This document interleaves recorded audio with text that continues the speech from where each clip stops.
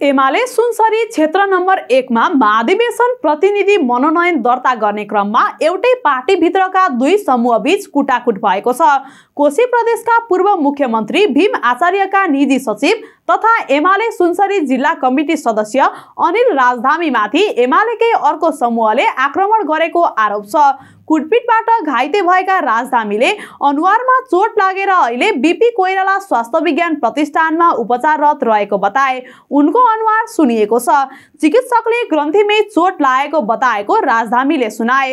राजधामीको भनाइ अनुसार बिहिबार बेलुका एमाले धरान कार्यालय नजिकै युवा संघ कोशी इन्चार्ज दिवस राई, धरान 10 का वडाध्यक्ष विवेक राई सहितको टोलीले उनलाई कुटपिट गरेको हो। युवातर्फ मनोनयन दर्ता गराएपछि आफूलाई फिर्ता लिन दबाब दिएको र नमान्दा आक्रमण भएको राजधामीको दाबी छ। राजधामी र दिवस राई दुवैले महाधिवेशनका लागि युवातर्फ प्रतिनिधि मनोनयन दिएका थिए।